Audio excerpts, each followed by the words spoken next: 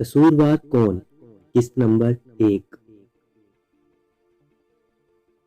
मैं तुम्हें ये मकान किराए पर लेने से हरगिज ना रोकता, अगर तुम कुछ दिन और सब्र कर जाते। मालिक मकान यही बात बार बार दोहराए जा रहा था। देखिए बशीर साहब, मेरी बात समझने की कोशिश करें। मेरे पास इस वक्त रहने के लिए कोई ठिकाना नहीं है। आप मेहरबानी फरमाकर मुझे ये मकान किराए पर दे दें। ये आपका एहसान होगा मुझ पर, और किराया मैं आपको 2 महीने का एडवांस दे दूंगा। बस आप राजी हो जाएं। मैंने अपनी मजबूरी जाहिर करते हुए कहा। देखो बरखुरदार, बात किराए की नहीं है, और भी बहुत सी बातें हैं इस मकान में। कल को अगर तुम्हें कुछ हो गया तो सारी बात बराह रास्त मुझ पर आएगी कि मैंने तुम्हें आगाह नहीं किया था। मैं तुमसे पहले भी कह चुका हूँ कि 8-10 दिन सब्र कर लो, फिर बेशक रह लेना, मुझे कोई एतराज नहीं होगा। ऐसी क्या बात है इस मकान में कि आप मुझे रोकने पर बजित हैं? मेरी मजबूरी आपके सामने है। मैं भला आप कहाँ जाऊँगा? और क्या हर्ज है अगर 8-10 दिन पहले यानी आज से ही मैं ये मकान ले लूँ? अगर 8-10 दिन बाद मुझे इस मकान में आना है तो आज क्यों नहीं? अब मैं तुम्हें कैसे समझाऊँ? एक ही बात की रट लगा रखी है कि मुझे ये मकान आज ही चाहिए। देखो बरखुरदार, आज जुलाई की 8 तारीख है। अगर तुम 20 के बाद आओ तो ठीक है, मकान मैं आज ही तुम्हारे हवाले कर देता हूँ। अगर इससे पहले यानी आज ही से अगर तुम इसमें रिहाइश इख्तियार करते हो तो नुकसान पहुँचने के जिम्मेदार भी तुम खुद होगे, और ये बात तुम्हें मोहल्ले के चंद अफराद के सामने कहनी पड़ेगी, वरना बाद में तो ये लोग मेरा जीना हराम कर देंगे। मैंने मालिक मकान की शर्त मान ली और मोहल्ले के चंद अफराद के सामने ये कह दिया कि ये मकान मैं अपनी मर्जी से ले रहा हूँ। अगर मुझे कुछ हो गया तो इसकी जिम्मेदारी भी मुझ पर ही होगी। मालिक मकान हर किस्म की फिक्र से आज़ाद है, इस पर किसी किस्म की कोई जिम्मेदारी नहीं होगी। तब मुझे मालिक मकान ने रिहाइश इख्तियार करने की इजाज़त दे दी और मैं अपने मुख्तसिर से सामान के साथ शिफ्ट हो गया। काफ़ी अरसा बंद रहने की वजह से पूरा मकान धूल और मिट्टी से अटा हुआ था। छतों पर मकड़ियों ने जाले तान लिए थे और दीवारों का प्लास्टर भी जगह जगह से उखड़ चुका था। यहाँ 2 कमरे और एक बरामदा था। इसके बाहर एक बावर्ची खाना, एक बाथरूम और इसके साथ छत पर जाने के लिए सीढ़ियाँ थी। छत पर भी एक उजाड़ सा कमरा बंद था जो काठ और कबाड़ से भरा हुआ था। सहन में एक नीम का दरख्त और इसके नीचे एक कुआं था। 3 घंटे तक सफाई करने के बाद मकान अब बिल्कुल साफ हो चुका था। मैंने अपने लिए एक ही कमरा साफ किया था, दूसरा कमरा मैंने वैसे ही बंद छोड़ दिया था। मेरा बदन थकन से चूर हो रहा था। गुस्ल करने के बाद कपड़े तब्दील किए और आराम करने की गर्ज से बिस्तर पर लेट गया। मेरा नाम इरफान है और मैं रहमतपुर गांव की प्राइमरी स्कूल का टीचर हूँ। तकरीबन 2 साल पहले मेरी रिहाइश रहमतपुर में ही थी। फिर शादी के बाद साथ वाले गांव मुंतकिल हो गया और वहाँ रिहाइश इख्तियार कर ली। मेरी शादी कामयाब साबित ना हो सकी और 1.5 साल बाद ही मेरी बीवी चुपचाप सुधार गई। साथ वाले गांव से रोजाना रहमतपुर आना कोई आसान काम नहीं था। आम दिनों में तो ये काम जैसे तैसे कर ही लेता था, मगर बारिश या गर्मी में मुझे बहुत तकलीफ होती थी।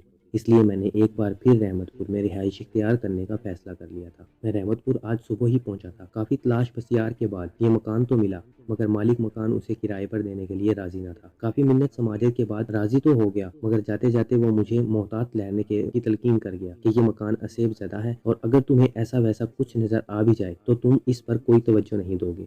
बज़ाहिर तो मुझे मकान में कोई खराबी ना नजर आई। बशीर साहब की इन बातों पर मुझे जरा भर भी यकीन नहीं था, इसलिए मैंने यहाँ रहने का इरादा कर लिया था। थोड़ी देर आराम करने के बाद मैं उठकर किचन में चला गया। खाना बनाने की तमाम चीजें मैं साथ ही ले आया था। पहले मैंने अपने लिए 1 कप चाय बनाई और फिर खाना बनाने में मसरूफ हो गया। शाम हो चुकी थी और अंधेरा भी आहिस्ता आहिस्ता फैलने लग गया था। खाना खाने के बाद मैं जल्द ही बिस्तर पर लेट गया।